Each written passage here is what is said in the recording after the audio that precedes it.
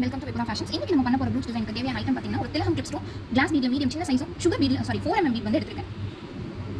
இப்போ நம்ம டிசைன் எப்படி பண்றதுன்னு பார்த்தலாம். நார்மல் நீடில் நார்மலாக த்ரெட் கொடுக்குற மாதிரி கொடுத்துக்கோங்க. கிளிப் ஸ்டோனில் பேக் சைடில் 4 பக்கம் ஸ்டிச் பண்ணுறதுக்கு ஹோல் இருக்கும். இப்போ கிளிப் ஸ்டோன் இப்படி ப்ளேஸ் பண்ணிட்டு பிடிச்சிக்கோங்க. கீழ இருந்து இந்த சைடில் இருந்து ஃபஸ்ட்டு நீடில் வெளியே எடுத்துட்டு அந்த சைட்லேயே நீங்கள் பார்த்தீங்கன்னா இந்த இடத்துல இப்படி விட்டிங்கன்னா வெளியே வந்துடும். அவ்வளோதான். இப்படியே ஸ்டிச் பண்ணிடுங்க.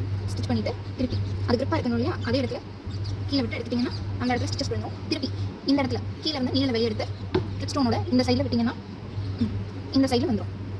அதே மாதிரி ஒரு 2 தடவை ஸ்டிச் பண்ணிக்கோங்க. ஒரு தடவை வேணா கிராஸாக கூட ஸ்டிச் பண்ணிக்கலாம். எப்படின்னா இந்த டாப்ல இருந்து இந்த சைடில் இருந்து அது எதுக்காக நல்ல கிரிப்பாக நிற்கணுன்றதுக்கா இந்த சைடில் இருந்து இந்த சைட்.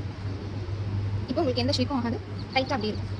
அவ்வளோதான். இப்போ நம்ம அடுத்து இந்த சைடில் ஒட்டி நீடில் வெளியே எடுத்துருங்க. எடுத்துட்டு 4mm பீடை யூஸ் பண்ணி இந்த இடத்த ஃபஸ்ட்டு ஃபில் பண்ணிக்கலாம். அதுக்கு நான் ஃபஸ்ட்டு 4mm பீடை வந்து எடுத்து ஆட் பண்ணிக்கிறேன். ஒரு தடவை எடுக்கும்போது நீங்கள் கவுண்ட் பண்ணிடுங்க எத்தனை 4mm பீட் தேவைப்படுதுன்னு.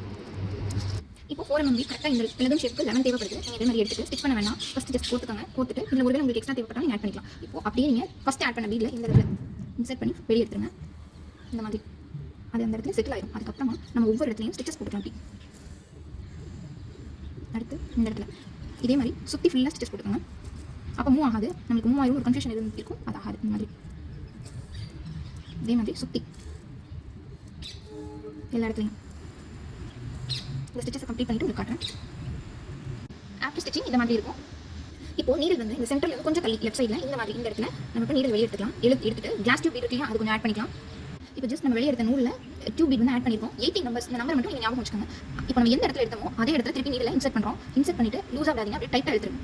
அவ்வளோதான். இந்த மாதிரி டைட்டாக இருக்கும்போது உங்களுக்கு பெட்டலாக ஃபார்ம் ஆகும். இது உங்களுக்கு எத்தனை பெட்டல் வேணுமோ இதே மாதிரி நம்ம ஃபார்ம் பண்ணிடலாம். நான் ஃபார்ம் பண்ணி காட்டுறேன். இந்த மாதிரி ஸ்டிஃபாக இருக்கணும். இப்போ கீழே ஒரு நாட் போட்டுக்கலாம். எப்படி போடணும்னு காட்டுறேன். இப்போ பின்னாடி நாட் போட்டுலாம். அப்படியே பின்னாடி திருப்பிருக்கேன். இந்த த்ரெட்டை டைட்டாக எடுத்துட்டு இந்த இடத்துல வச்சு அப்படியே ஹோல்ட் பண்ணிங்க. அதுக்கப்புறம் சின்னதாக ரொம்ப சின்னதாக குத்தி வெளியிடுங்க. எடுத்துட்டு இந்த அளவு விட்டுருங்க. விட்டதுக்கப்புறம் கை எடுத்தீங்கன்னா இங்கே இருக்கும் இந்த இடத்துல. அவ்வளோதான் நாட். இது எடுத்துனா ஹோல்ட் பண்ணுறதுக்கு இந்த சைடில் வந்து உங்களுக்கு எந்த ஒரு இதுவும் ஆகக்கூடாது. இப்போ அடுத்தடுத்து போட்டு உங்களுக்கு காட்டுறேன். இப்போ இந்த இடம் இருக்குல்லையா, அதுக்கு பக்கத்துலேயே இந்த இடத்துல திருப்பி நீடில் வெளியே இருந்து எடுக்கிறோம். எடுத்துட்டு அதே மாதிரி 18 டியூப் பீட் ஆட் பண்ணிட்டு திருப்பி ஸ்டிச் பண்ண 18 ஆட் பண்ணிட்டு காட்டுறேன்.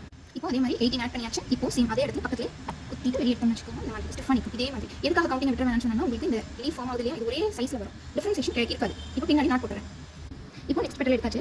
மெயினான விஷயம் நீங்கள் வந்து இந்த த்ரெட்ல இந்த இடத்துல ஸ்பேஸ் விட்டு வேணாம். நீங்கள் அது அந்த எட்ஜ் வரைக்கும் இந்த டியூப் ஃபுல்லாக அங்கே தள்ளிட்டு அதுக்கப்புறம் பக்கத்துலேயே திருப்பி குத்திடுங்க. இப்போ அடுத்தடுத்து இதே மாதிரி நம்ம ஸ்டிச் பண்ணிக்கலாம். இப்போ அடுத்ததையும் ஸ்டிச் பண்ணிக்கலாம். அதே மாதிரி டைட்டாக மட்டும் இன்னும் ஒன்று மட்டும் அடுத்து ஆட் பண்ணிக்கலாம். ஆட் பண்ணிட்டு காட்டுறேன் உங்களுக்கு. இப்போ இந்த 5th ஸ்டிச் பண்ணிடலாம்.